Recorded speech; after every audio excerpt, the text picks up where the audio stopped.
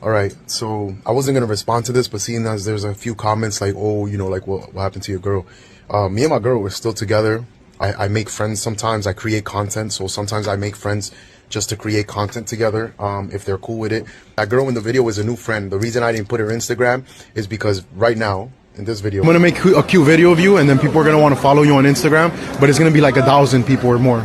But I don't wanna. Creeps. Yeah. Sorry, that's all you're getting from me. I don't want to creeps. I don't want to date someone who likes Japanese. Oh, fuck. Otaku. Otaku. A nerd. Video. It's because she said she doesn't want any creeps following her. So I did not post her Instagram or share it. And I told her, hey, if you want people to find you, then you can comment on the video. That's you. But me and my girl are still happily together. We're still figuring out our next plans because I will be leaving Japan in the next couple of months. And yeah. Like I mentioned, like being American and especially Latino, sometimes it's a bit charming. Like I'm in my 30s, bro. Like why am I gonna be hoeing around or messing around with random chicks when I got a good girl? My thing is, it is easier to make friends with women in Asia, in my opinion, just because they're a little bit more open, especially if they're interested in learning English or just talking to foreigners so they can continue to practice their English. It's very easy to make friends like that.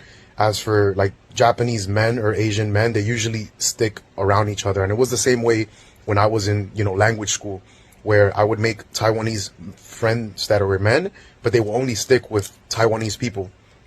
But then the Taiwanese girls that I met there, they were open and willing to invite people of different, ethnicities and cultures. So with them, I had like a whole group of mainly girls, but a couple of guys, me, my friend from India.